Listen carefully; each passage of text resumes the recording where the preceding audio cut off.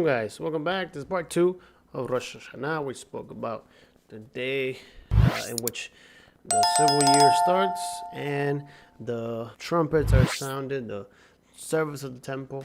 It is when Elohim is enthroned, God is enthroned, and then the millennial or the messianic reign begins. And so we're going to talk about a key point of this commemoration from Teruah, Rosh Hashanah, through Yom Kippur and Sukkot.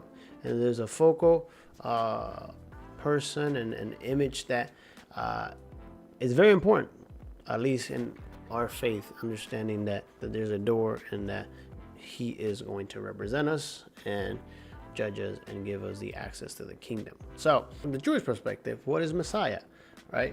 Because we believe that maybe Christ began with Christianity, but no, Messiah has been, the Anointed One has been something that the Jewish and the Israelite people have been waiting for a very long time. So we're going to understand what the term Messiah has meant and what it means to us. So let's get started. So the term Messiah, of which comes from Mashiach, is the anglicized form that had preceded the messianic concept by many centuries. Originally, the biblical usage simply meant the anointed and referred to one that was chosen to represent God, like Aaron and his sons, that were anointed with oil to serve God. The priest, in particular, was the term that they used, the Anointed One, Mashiach of God. With the establishment of the monarchy, the same term was applied to the king. He was the Anointed One of the Lord because he was installed in his high office by receiving the sacrament of anointment. Third type of a divinely elect, the prophet, would also undergo the ceremony of anointing. Elijah, we read, was commanded by God to anoint Yehoshua, king of Israel, and Elisha as a prophet in his own place. Okay, now ancient Jewish scholars and rabbis began to study scriptural information about the Messiah. And they encounter serious problems, and many of them and passages are contradicting one another, often seen as a conquering king. That's how the Messiah was seen, coming in judgment and establishing reign and peace on earth from Jerusalem. But there was also one that was a suffering servant who would come in humility and will be rejected and despised by his people and will die for the sins of men and will then be resurrected by God. Most of the messianic passages of the Bible, as well as the majority of the rabbinic commentary, are centered in the conquering king. This passage presents him as a dynamic personality who is anointed by God, not only to crush his enemies, but also to regather the dispersed of Israel and usher a golden age. Diametrically opposed to this, another personality was also identified as the Messiah. Lowly, humiliated, despised, and persecuted. This one, labeled the suffering servant by modern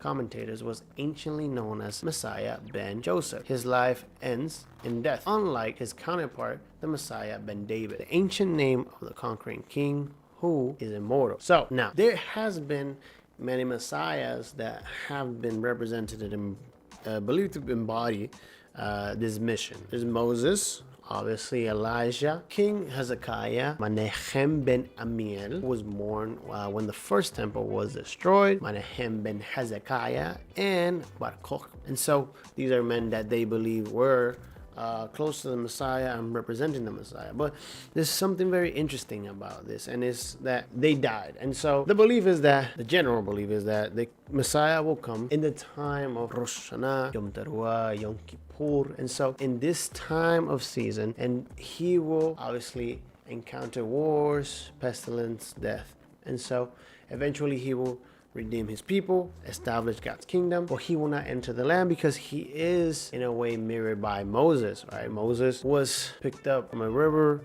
established himself in Egypt, in Pharaoh's home. The same with this Messiah. This Messiah will be in the nations, will establish himself, and then he will grow. And he will come and represent. But just as Moses represented his people and it's in his proper time, he didn't go into the land. And so this is where the story takes a turn, because the Messiah will eventually, Ben Joseph, will have to die and before entering the land in the war of Gog and Magog. So this is a simplified version of the belief in some Jewish circles and Jewish belief. And I might get a lot of details wrong, so I apologize if I do. But that is the gist of it, right? And so He will die, 40 days he will be buried, and then after those 40 days, Messiah ben David will rise and will reign. That is the purpose of the Messiah. And so all of these that were named were meant to fulfill that first coming, but they died. And that hope has never died. The Messianic kingdom coming, the Messiah coming has never died.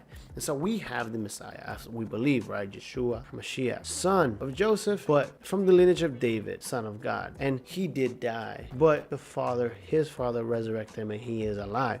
And that is the biggest difference between all the Messiahs that have been established and have believed to have following the Messianic and the Jewish system. Yeshua has been raised. He's alive, and he is in position to come in the days of Rosh, Hashanah, Teruah, and the days of all Yom Kippurim and Sukkot, to establish his father's reign and his father's kingdom. So that is the biggest difference that we have, and understanding that our Messiah will do this. And he said this in Matthew chapter 24. Okay, so let's go with that. Yeshua first is in Jerusalem, and he says, Jerusalem, Jerusalem, who kills the prophets, stones those who are sent to her. How often I wanted to gather you children together, the way a hen gathers her chicks under her wings, and you were unwilling. Behold, your house is being left to you desolate. For I say to you, for now you will not see me until you say, blessed is he who comes in the name of the Lord. Now, Matthew 24, verse 28 says the following. But immediately after the tribulation of those days, the sun will darken, the moon will not give its light, and the stars will fall from the sky, and the powers of heaven will be shaken. And then the Son of Man will appear in the sky, and then all the tribes of the earth will mourn. They will see the Son of Man coming in the clouds of the sky with power and great glory. And he will send forth his angels and great trumpet, a great trumpet, a great trumpet. And they will gather together his elect from the four winds, from one end of the sky to the other. Now, learn the parable from the fig tree. When its branches has already become tender and puts fruit for its leaves, you know that the summer is near. So this is agricultural understanding of the times and the seasons. So you too, when you see all these things, recognize that is near, right at the door. Truly I say to you, the generation will not pass until these things take place. Heaven and earth will pass away, but my words will never pass away. But of that day and hour, no one knows, not even the angels of heaven nor the Son, but the Father alone. For the coming of the Son will be just like the days of Noah, for as in those days before the flood, they were eating and drinking, marrying and giving in marriage, until the day that Noah entered the ark.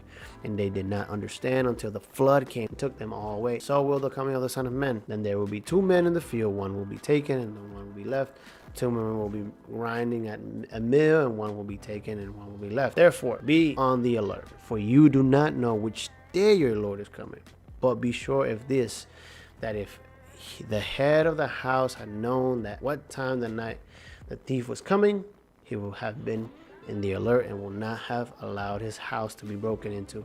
For this reason, you also must be ready, for the Son of Man is coming in an hour when you do not think he will. Who then is the faithful and sensible slave who his master put in charge of his household to give them their food at the proper time? Blessed is the slave who his master finds so doing when he comes. Truly I say to you that he will put him in charge for all his possessions. But if the evil slave says in his heart, my master is not coming for a long time, and begins to beat his fellow slaves, eat and drink with drunkards, the master of the slave will come on a day when he does not expect him, and at the hour which he does not know, and will cut him in pieces and assign him a place with hypocrites. In that place there will be whipping and gashing of teeth. So, a lot of reading, a lot of information. Messiah is not new to the Jewish people. Messiah is a concept understanding that there will be a redeemer. There will be redemption coming. And we understand that our redeemer is Yeshua HaMashiach. He said that trumpet will sound. He said it'll be like the days of Noah. Everybody was doing what they wanted until Noah got in the boat. Noah knew what was coming. We know what's coming. Rosh Hashanah, Teruah, the days of all, the day of judgment, the holiest day of the year, and then the feast of Sukkot. Be the slave that is found by his master, doing well. Don't get too comfortable. Don't get distracted. Stay consistent. Stay obedient. And Messiah will be there. And he will see you doing your best. But not only he will see you doing your best, he will see you doing the right thing. So, with that being said, have a great week. Shavuot Tov. Shalom. Thank you.